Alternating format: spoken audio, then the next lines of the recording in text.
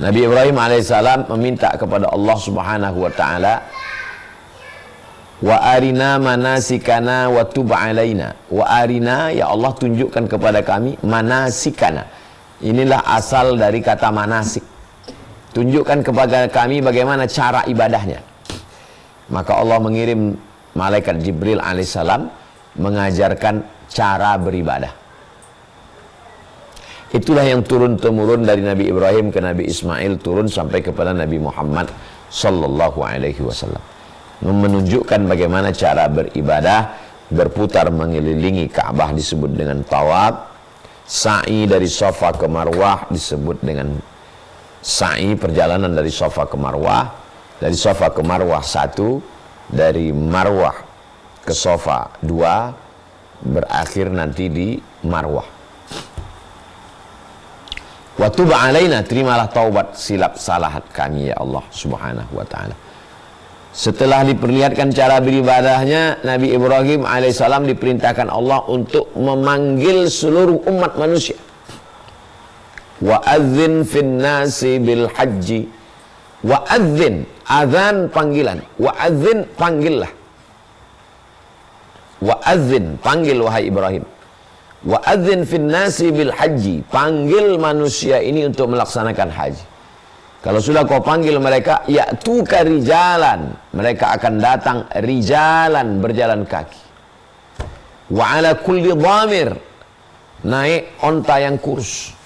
Ada yang datang berjalan kaki, ada yang datang naik onta yang kurus. Ya'tina min kulli fajjin amiq, mereka akan datang walaupun dari lembah yang sangat dalam. Lembah yang sangat dalam, yang paling jauh di seluruh penjuru dunia akan berdatangan ke sana. Bukti kebenaran Islam sampai hari ini. Beribu, berjuta, puluhan juta, bermiliar manusia berdatangan. Kalau tidak ada kuota dari pemerintah Saudi Arabia, meledak itu kota Makkah Al-Mukarramah. Semua orang akan datang. Pekanbaru Riau yang datang berangkat sekarang itu rata-rata store 2012. Kemarin ketemu jamaah haji, Bapak, Ibu, store kapan? 2012. Yang store 2024 ini 24 tahun lagi baru bisa berangkat. 2024, 2048 baru bisa berangkat. Karena kuota yang begitu panjang. Panggilan Nabi Ibrahim. Di mana Nabi Ibrahim memanggil? Nabi Ibrahim memanggil dari atas Jabal Abi Qubais. Bukit yang tinggi dua di kota Makkah. Pertama Jabal Qu'aiqi'an, yang satu Jabal Abi Qubais. Ini bukit Safa, ini bukit Marwah. Ini Safa, ini Marwah. Ka'bah di tengah, Safa, Marwah. Di belakang bukit Safa ini, kalau kita berdiri ke arah Ka'bah di atas bukit Safa, di belakang bukit Safa ada nama Jabal Abi Qubais. Sekarang sudah dipotong. Di atasnya ada istana Raja Fahad. Naik Nabi Ibrahim alaihissalam ke atas Jabal Abi Qubais, memanggil anak cucu keturunan Nabi Ibrahim, Adam alaihissalam. Wa adzin, panggil mereka ya Ibrahim. Maka orang yang dipanggil itu bahasa Arabnya, sambutannya kalau dipanggil, ya Abdus Samad, wahai Abdus Samad. Jawabannya labbaik. Labbaik artinya aku sambut panggilanmu. Itulah mengapa kita labbaik Allahumma labbaik, labbaik la syarika laka labbaik, innal hamda wan ni'mata laka wal mulk la syarika lak. Labbaik Allahumma labbaik, labbaik la syarika laka labbaik, labbaik Allahumma, kami sambut, aku sambut panggilanmu, labbaik la syarika lak, tidak ada sekutu bagimu, innal hamda, segala puji-pujian, wan ni'mata, segala nikmat, laka wal mulk, segala kekuasaan punya engkau. Kenapa pujian? Karena kita yang ke sana pulang pasti dipuji orang. Nikmata, nikmat ibadah. Wal mulk, kekuasaan. Laka, punya engkau, bukan punya saya. La syarika lak, tiada sekutu bagi. Kemudian Nabi Ibrahim berdoa kepada Allah, Rabbi ja'al hadzal balada aminan. Ya Allah, berikan negeri ini aminan, aman. Warzuq ahlahu, berikan rezeki kepada penduduk Makkah minas samarat, buah-buahan. Warzuq ahlahu, berikan penduduk Makkah ini buah-buahan. Tidak ada disebut pokok kayu. Kenapa disebut buah-buahan? Sampai hari ini di Makkah kita melihat buah-buahan banyak sekali, tapi tidak melihat pohonnya. Di tempat kita pohonnya banyak sekali, buahnya nggak ada. Begitulah Allah Subhanahu wa taala mengabulkan doa Nabi Ibrahim. Warzuq alahu minas samarat. Allah memberikan nikmat aman dan diberikan nikmat buah-buahan. Negeri kita hijau, sejuk, gemah ripah, loh jenawi, tongkat dan batu jadi tanaman, sungai, air terjun. Di sana yang kering kerontang, tapi karena keberkahan yang luar biasa, tanah termahal di dunia. Bukan Las Vegas, bukan New York, tapi tanah termahal adalah kota Makkah dan kota Al-Madinah Al-Munawwarah. Kamar-kamar kecil. Begitulah kenikmatan yang diberikan Allah Subhanahu wa ta'ala. Bagaimana dengan orang-orang yang jahat, orang-orang yang ingkar? Kan tidak semuanya orang di Makkah itu baik, ya. Andai ada yang jahat, faman kafara, siapa yang ingkar, fa umatti'uhu qalilan, aku akan berikan dia nikmat qalil, sedikit. Jadi kalau ada orang yang melihat ini orang kenapa nakal, nasibnya baik, lahir di Mekah, cuman punya kos-kosan kamar satu tapi duitnya banyak. Doa Nabi Ibrahim, faman kafara, siapa yang ingkar, fa umatti'uhu, aku berikan dia nikmat qalilan, sedikit, summa attarruhu, tapi setelah itu dia akan aku masukkan ke dalam azab, kata Allah Subhanahu wa ta'ala.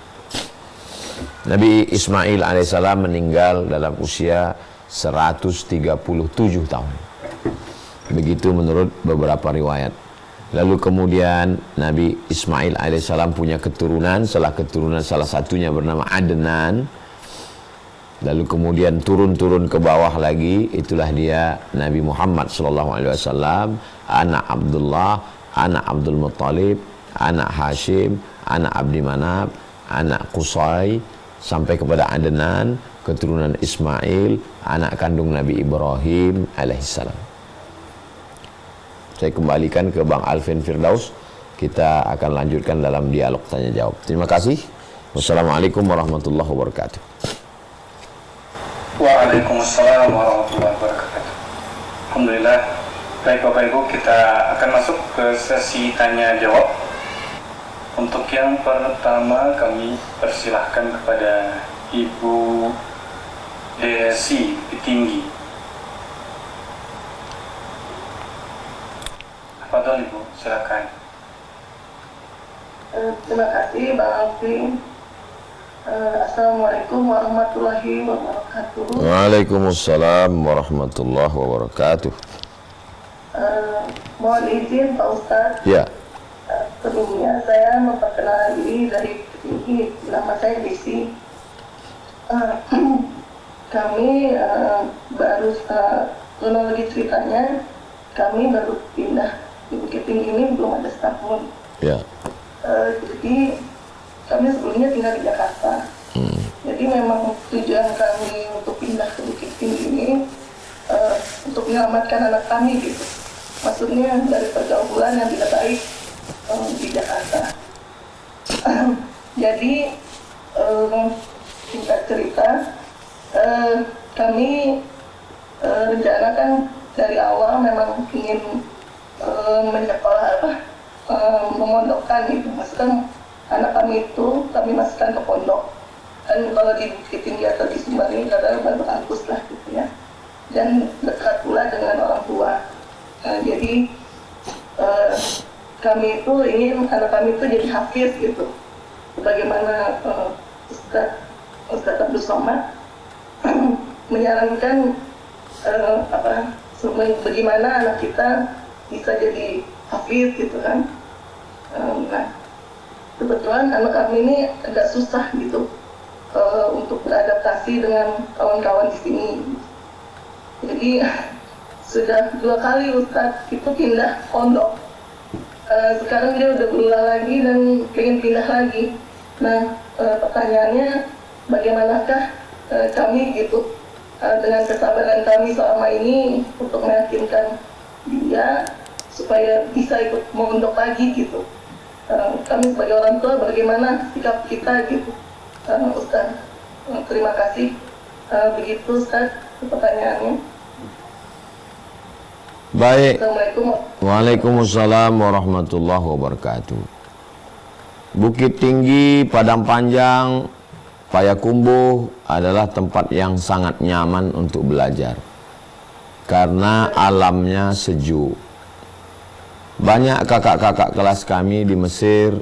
Ada Ustadz Buya Jel Fatullah punya pondok pesantren di Padang Panjang, Al-Muwahhidun. Ada Ustadz Akhir Zaman, Ustadz Zulkifli M. Ali di Payakumbuh. Ada Ustadz Maududi, kakak kelas kami di Mesir, itu ICBS, Insan Cendikia di Harau. Ada pondok di Padang Ar-Risalah, Ustadz Irsyad Safar, beliau S2-nya jurusan pendidikan Islam di Universitas Kairo. Nah, jadi memang Bukit Tinggi, Padang Panjang dari dulu memang tempat belajar. Ayah Buya Hamka bernama Abdul Karim Amrullah, itu mengelola pendidikan dulu namanya Tawalib. Sampai sekarang Tawalib masih ada. Salah satu murid dari Syekh Mahmud Yunus. Syekh Mahmud Yunus adalah orang Indonesia yang tamat pertama sarjana bahasa Arab tahun 1925, 20 tahun sebelum Indonesia merdeka. Beliau tamat 1925 dari Al-Azhar Kairo, pulang ke Tawalib Padang Panjang. Salah satu murid beliau bernama Kiai Haji Imam Zarkashi yang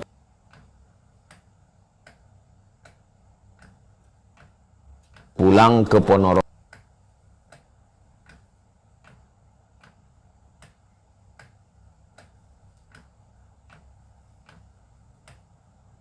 Yang pulang ke Ponorogo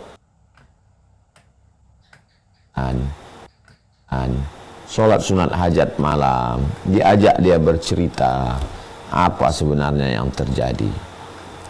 Saya tidak membenarkan perbuatan anak yang pindah-pindah, tapi almarhumah ibu saya orang yang sangat sabar menyekolahkan saya. Saya dari kelas 1 sampai kelas 3 SMP itu di Muallimin Al-Wasliyah Medan, Sumatera Utara. Masuk kelas 1 SMA itu pesantren Darul Arafah Medan. Masuk kelas 2 SMA pindah ke Muallimin Al-Jam'iyatul Wasliyah Medan. Masuk kelas 3 pindah ke Madrasah Aliyah Nurul Falah Air Molek Indragiri Hulu Riau. Coba ibu hitung berapa sekolah saya, 4. Tapi ini bukan menjadi pembenaran buat anak-anak untuk pindah sekolah, enggak. Saya merasakan pindah sekolah itu susah untuk menyesuaikan diri dengan teman baru, guru baru, lingkungan baru. Tapi ibu saya amat sangat sabar. Sampai ketika pindah dari Medan, dari madrasah Muallimin, saya tidak sekolah 5 bulan. Beliau mencarikan sekolah, beliau pergi ke Medan mengurus surat pindah. Beliau mencarikan guru yang mau menerima saya karena saya pindah tidak bawa surat. Nah, jadi kesabaran ibu untuk menyekolahkan anak berbuah manis di masa akan datang, insya Allah.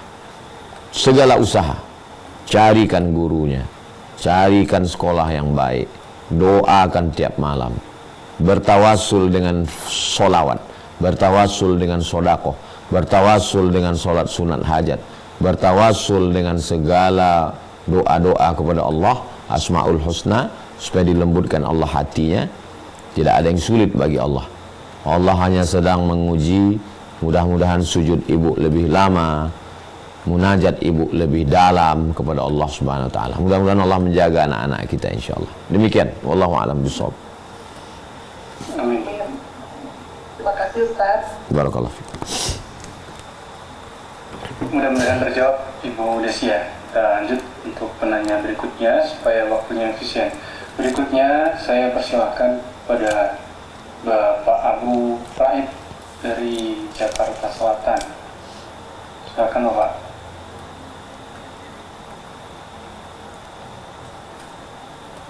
Bismillahirrahmanirrahim. Assalamualaikum warahmatullahi wabarakatuh, Ustaz. Waalaikumsalam warahmatullahi wabarakatuh. Terima kasih atas kesempatan yang diberikan, Bang Alvin. Ustaz, ini kan kita ini kan punya apa namanya kiblat pertama kita kan di Masjid Al-Aqsa, Ustaz. Dan sekarang sudah di Ka'bah atau di Mekah gitu, Ustaz. Problemnya sekarang Masjid Al-Aqsa ini kan sekarang sedang digempur habis-habisan oleh Zionis gitu, Ustaz.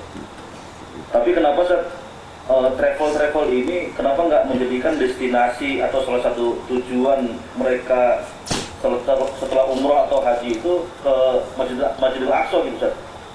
Mungkin kalau saya pikir kalau travel ini menjadikan tujuan dan destinasi ke Masjidil Aqsa, barangkali Israel nggak atau Zionis Yahudi itu nggak seperti sekarang ini gitu, Ustaz. Karena jamaah yang jutaan berangkat ke haji, berangkat haji atau umroh juga jutaan ke Masjidil Al-Aqsa gitu, Ustaz. Barangkali Ustaz mohon pencerahan, Ustaz. Baik Pak Abu. Yang pertama, Indonesia tidak punya hubungan diplomatik dengan Israel. Sedangkan untuk masuk satu negara kita mesti mengambil visa entry, visa masuk.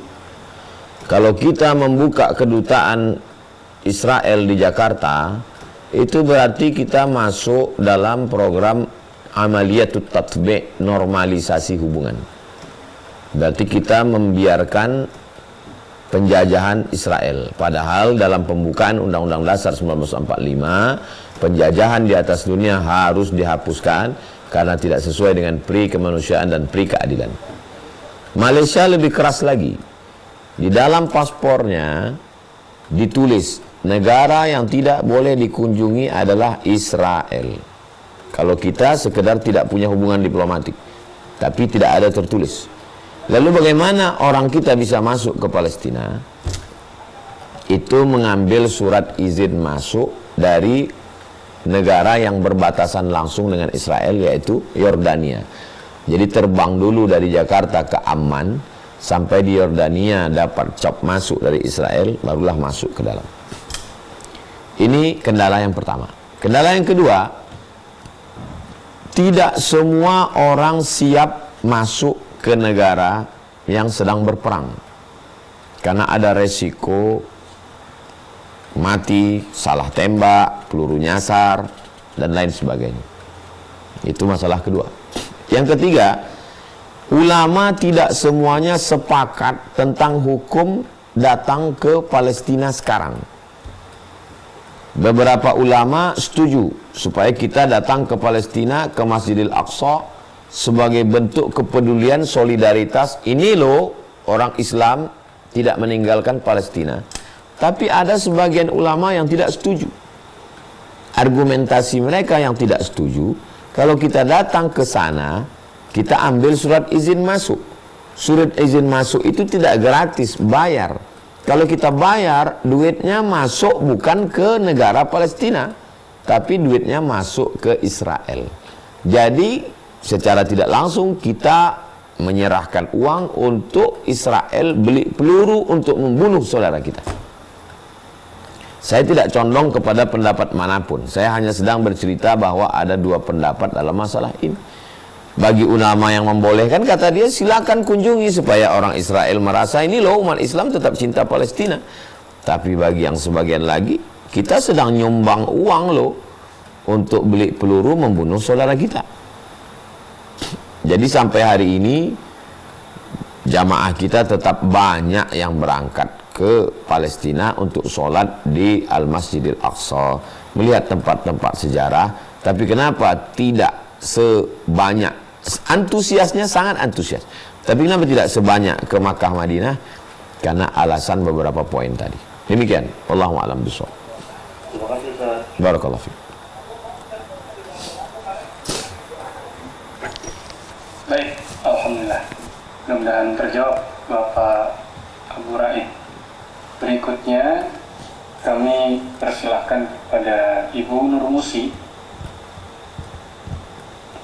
Silakan Ibu. Halo, Assalamualaikum Ustaz. Waalaikumsalam warahmatullahi wabarakatuh. Bagaimana dengan bakti kepada orang tua jika orang tua berada dalam kejahiliah, kemaksiatan, atau masih percaya kepada selain Allah? Sedangkan ridho Allah tergantung pada ridho orang tua, dan surga kita terletak di bawah telapak kaki. Itu saja, Ustaz. Baik. A'udzubillahi minasyaitonirrajim. Wa in jahadaka ala an tusyrika bi ma laysa laka bihi ilmun. Surat Luqman ayat 15.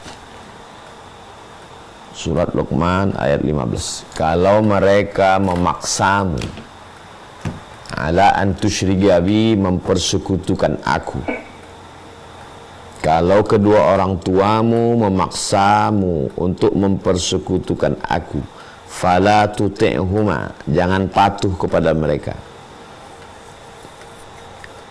Ini ayat membatasi seorang anak muslim, muslimah tidak boleh patuh kepada orang tua yang musyrik, yang kafir, yang munafik, yang peminum khamar, yang pejudi, yang pezina, yang belum pakai hijab.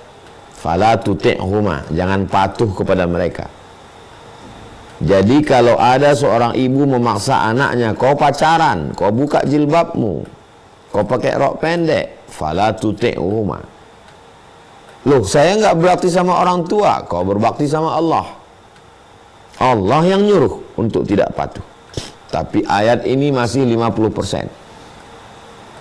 Ayat berikutnya, kelanjutannya, wasahibhuma fid dunya ma'rufa, tetaplah engkau bergaul, bersahabat bersama dengan mereka ma'rufa.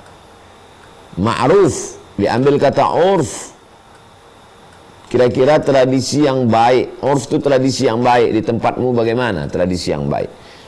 Biasanya ngasih kain sarung, kasih dia sarung. Biasanya belikan baju batik, kasih dia batik.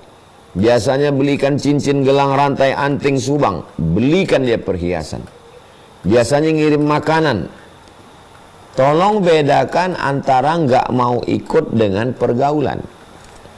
Banyak di antara kita yang sudah hijrah karena nggak mau ikut lalu putus silaturahim. Ini nggak benar.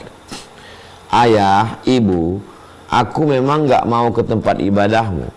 Aku tidak mau ikut dukunmu. Aku tidak mau ikut kamu pakai tidak pakai hijab. Aku tidak mau ikut kamu dugem diskotik. Tapi untuk bergaul dengan baik, aku tetap berbakti. Ini tolong pahami ayat ini dengan baik. Ada sebagian kita yang sudah taubat, sudah hijrah, begitu dia tidak mau, dia putus hubungan. Salah 50%. Maka tetap katakan ini tidak baik ayah, ini tidak baik ibu. Tapi hubungan kita tetap baik. Saya tetap berbakti kepada kamu. Saya tetap tidak melawan kamu. Tapi perbuatan kamu ini tidak benar. Qulil haq walau kana murran. Ungkapkanlah kebaikan, kebenaran walaupun pahit. Masalah dia caci maki kita, sumpah serapah kita, sok alim, sok dekat dengan Tuhan, penghuni surga, panitia kiamat. Itulah ibadah kita. Ibadah itu bukan cuma baca Quran, ibadah itu bukan sholat tahajud, sabar menghadapi orang tua, juga adalah ibadah. Itulah ibadah yang paling hebat, ibadah yang nggak perlu keluar duit, ibadah yang nggak perlu keluar darah, ibadah yang nggak perlu keluar keringat. Ibadahnya sabar menahankan caci maki, serumpah, serapah orang tua. Demikian, wallahu a'lam bishawab. Baik, kita lanjut ke penanya berikutnya. Kami persilahkan Ibu Agustina. Bismillahirrahmanirrahim. Assalamualaikum warahmatullahi wabarakatuh. Waalaikumsalam warahmatullahi wabarakatuh. Semoga Ustadz, keluarga dan teman akhir dan semua tim dalam keadaan sehat walafiat dan menjalankan dakwahnya. Amin. Terima kasih. Apa Ustaz izin bertanya? Sebagaimana yang saya tahu, Nabi Ibrahim kan berdakwah dengan mendapat dukungan dari istrinya. Bahkan beliau disebut, bahkan Nabi Ibrahim disebut sebagai bapaknya para nabi. Bahkan Nabi Muhammad pun berasal dari keturunan beliau. Sedangkan Nabi Nuh alaihissalam yang tidak mendapat dukungan dari istrinya, pengikutnya hanya sedikit. Sedangkan pengikutnya Nabi Ibrahim alaihissalam karena mendapat dukungan dari istrinya, pengikutnya menjadi banyak. Yang pertanyaannya, seberapa berpengaruh dukungan atau support istri untuk suaminya yang sedang berdakwah? Itu aja Ustaz. Terima kasih sebelumnya. Assalamualaikum warahmatullahi wabarakatuh. Waalaikumsalam warahmatullahi wabarakatuh. Syarat bahagia kata Nabi 3. Yang pertama, qalban syakira, hati yang bersyukur. Setelah hati bersyukur, yang kedua, lisanan dzakira, lisan yang berzikir. Setelah lisan berzikir, yang ketiga, zaujatan salihah, istri pendamping yang salihah. Jadi setakwa-takwanya laki-laki, man tazawwaja, siapa yang menikah faqad istakmala nisfal iman, dia sudah menyempurnakan setengah iman. Apalagi dalam dakwah, saya mesti keluar dalam satu pekan, Jumat, Sabtu, Ahad, Senin pulang, 3 malam. 1 bulan saya keluar 3 provinsi. Berarti 3 malam, 3 malam, 3 malam, 9 malam saya di luar. Saya di rumah hari Selasa, Rabu, Kamis. Tapi Selasa ada tamu, malam online. Rabu subuh kajian, pulang kajian jamaah datang. Jadi kalau perempuan tidak sabar, bagaimana? Nah, makanya seorang da'i, dia yang dekat-dekat dulu. Wa anzir ashiratakal aqrabin, berikanlah peringatan kepada keluarga dekatmu dulu. Jadi para da'i, para ustadz, para ulama, para alim, itu mesti ada orang yang siap berkorban untuk dakwah. Korban perasaan, korban kasih sayang, korban pertemuan. Saya selalu sampaikan bahwa saya seperti kain pendek. Kain pendek ini kalau dipakai menutup kaki, terbuka kepala. Kalau dipakai menutup kepala, terbuka kaki. Saya tak sempurna. Tapi di balik ini ada hikmah. Supaya kalau saya mati, saya meninggal, santri, ustazah, anak-anak tidak terlalu kehilangan. Mereka mandiri karena sudah terbiasa. Waktu tetap dibagi dengan baik. Ada waktu untuk anak dan istri, ada waktu untuk jamaah sekitar Rabu subuh, ada waktu untuk pertemuan dengan yayasan dan guru-guru semua. Dibagi job description, pertemuan bulanan, baca yasin, tahtim, tahlil, zikir, doa, kultum, laporan dari divisi TK, SD, SMP, aliyah, dapur, bangunan, media, keuangan. Jadi kita membangun sistem, jangan membranding ketokohan. Membranding ketokohan, tokohnya mati, hilang. Tapi kita buat sistem, bangun relnya, siapkan lokomotifnya, ada masinisnya. Masinis boleh mati, kereta api tetap berlari. Jangan sampai tokohnya habis, hilang. Nah, jadi saya berusaha untuk menerapkan itu. Insya Allah berkat doa jamaah semua, ustazah faham, anak santri mengerti, sahabat-sahabat yang berada dalam dakwah, waktu tetap kita bagi. Untuk tempat tinggal 4 kali subuh baca Riyadhus Shalihin. Untuk anak santri 3 kali subuh baca kitab Jalalain. Untuk Yayasan Tabung Wakaf Umat, Jumat Sabtu pekan kedua. Untuk pedalaman, bulan Februari dan bulan Agustus. Jadwal dalam 1 tahun, kita susun dari Januari sampai Desember. Brunei Darussalam tetap mengajar, Malaysia tetap ada kajian, setiap provinsi satu. Nah ini, jadi semuanya dapat. Nah ini saya ceritakan supaya saya tidak mengatakan saya sempurna. Kita penuh dengan kekurangan, tapi paling tidak kita bisa ambil iktibar pelajaran. Demikian, wallahu a'lam bishawab. Baik, alhamdulillah. Terima kasih atas jawabannya, Ustaz. Bapak Ibu rahmatullah, alhamdulillah yang sudah bergabung ini ya, terus bertambah udah 544 orang. Masih ada sesi tanya jawab ya untuk penanya-penanya berikutnya. Tapi sebelum kami lanjut Bapak Ibu, supaya info yang tadi tidak hilang ya Bapak Ibu yang tertinggal tadi. Jadi ada kesempatan uang amal soleh bagi Bapak Ibu, ayah bunda semuanya yang bergabung di Zoom ini dan juga di YouTube yang menyimak di YouTube. Ada program berwakaf Bapak Ibu atas nama orang tua atau atas nama pribadi di sidap ini. Jadi kita sedang bergotong royong untuk membangun pondok pesantren Az-Zahra, lokasinya di Riau Bapak Ibu.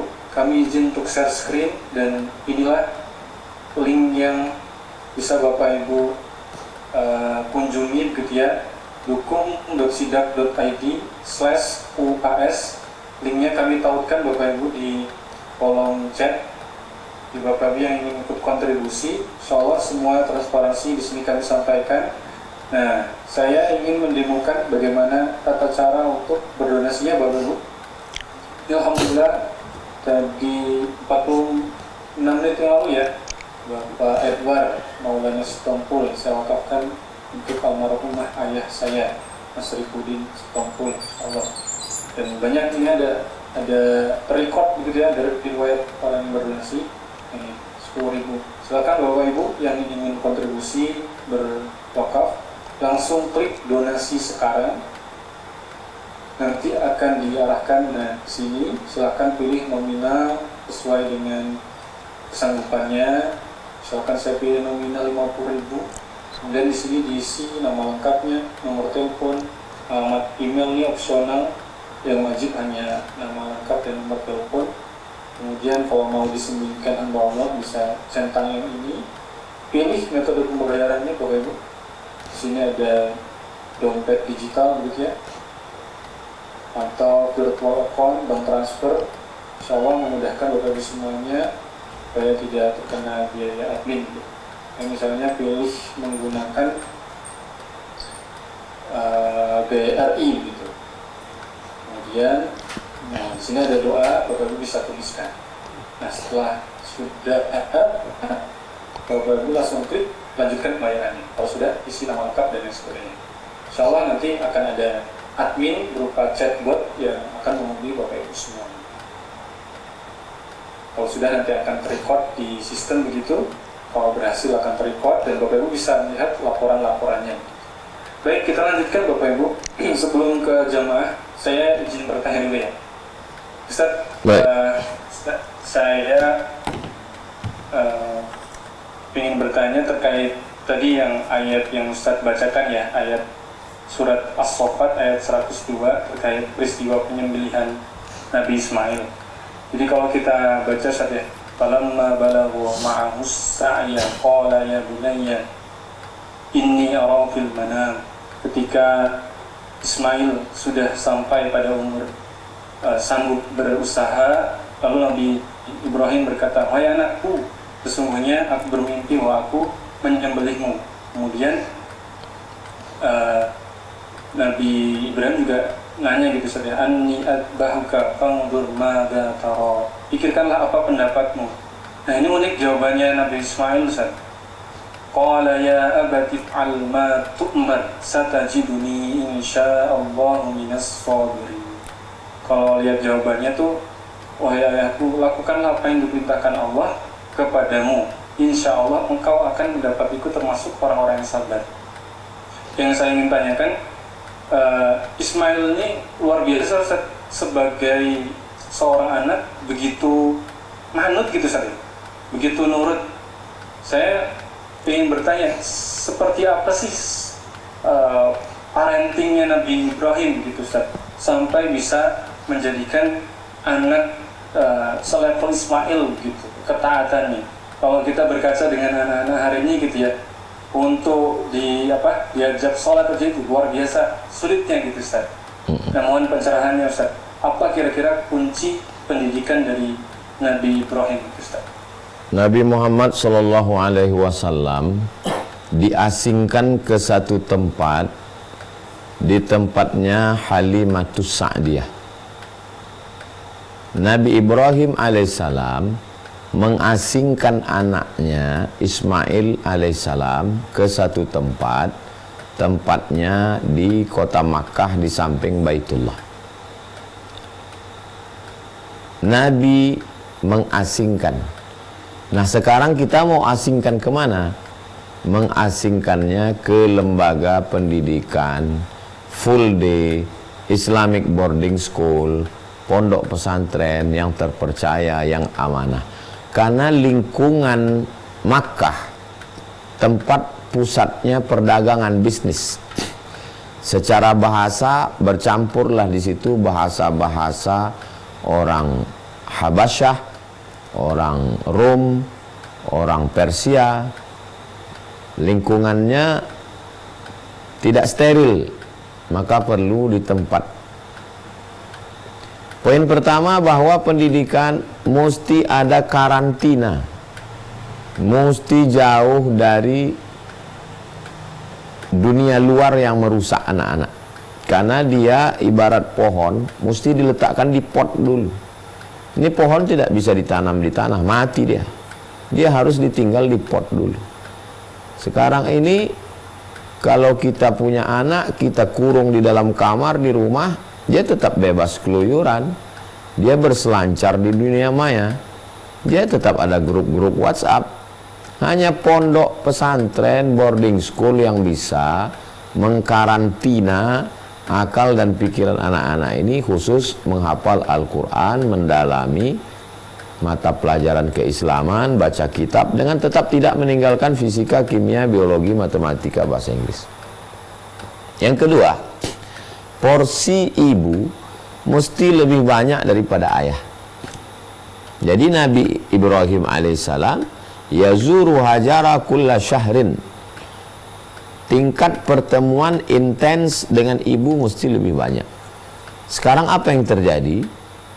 Penitipan anak ramai, dari mulai preschool sampai ke TK di kota-kota besar. Jam 8 pagi anak dititipkan, jam 4 sore dijemput, sampai ke rumah macet jam 6, azan maghrib, mandi, makan, sholat isya, jam 8 baru dia punya waktu, sampai jam 10.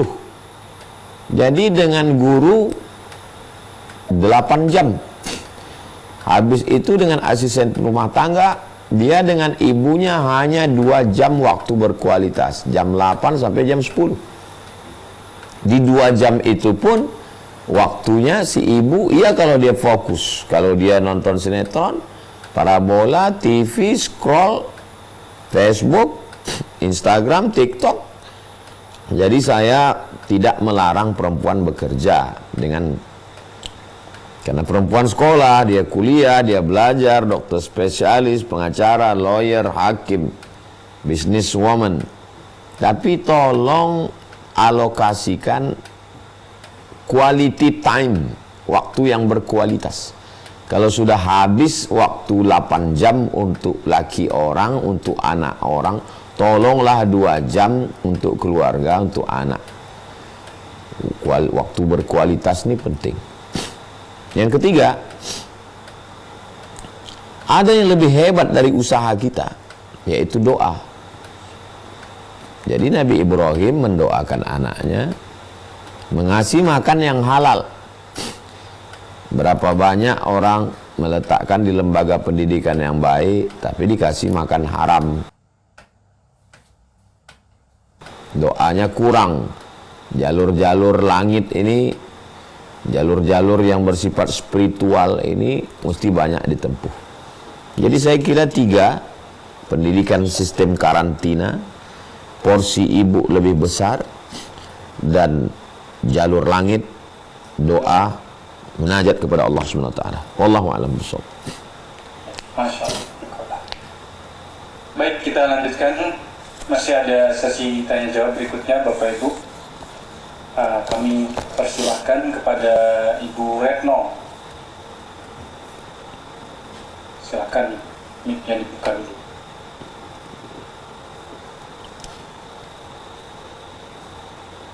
Pojok kiri bawah, Ibu.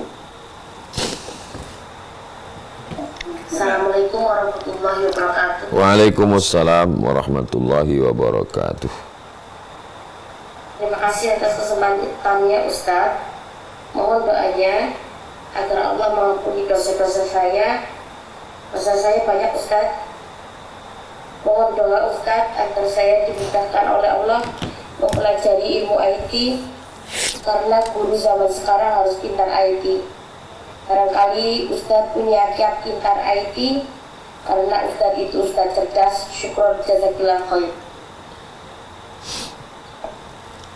Kata Nabi SAW, nanti kalau Wais Al-Qarni datang, mintakanlah kepada Allah doa supaya dia mengampunkan dosamu. Ini dalil kita boleh minta doa kepada orang supaya Allah mengampuni dosa kita. Habib, Kiai, tolong doakan saya kepada Allah supaya Allah mengampunkan dosa saya. Mudah-mudahan Allah mengampunkan dosa kita semua, insyaallah. Amin ya rabbal alamin. Yang kedua, doa supaya Allah memberikan kecerdasan. Ini dalilnya Nabi mendoakan Anas bin Malik. Nabi mendoakan Abdullah bin Abbas, Allahumma faqihu fid din wa 'allimhu ta'wil. Dalamkan ilmu agamanya, ajarkan dia pemahaman yang benar. IT saat ini adalah alat untuk belajar ilmu agama. Sosial media, bagaimana kita bisa presentasi, bagaimana YouTube, itu semua adalah alat-alat dibantu dengan teknologi. Kita juga punya tim media. Kecerdasan akal dengan makan halal dan doa, ikhtiar dari manusia, ikuti pelatihan-pelatihan, sekolah-sekolah, kursus-kursus. Nanti kontak Bang Alvin, mereka di Pontianak punya tim media yang luar biasa. Apakah ada menyediakan kursus tim media, pelatihan, dan lain sebagainya. Lalu kemudian apapun profesi kita, itu semuanya tujuannya adalah untuk dakwah dan mencari ridha Allah. Jadi guru, jadi polisi, jadi tentara, jadi jaksa, jadi hakim, jadi pengacara, jadi desainer, jadi insinyur, dokter, itu hanyalah wasilah cara. Yang target mau dicapai adalah bagaimana berdakwah dan mencari ridha Allah SWT. Demikian, wallahu a'lam bishawab.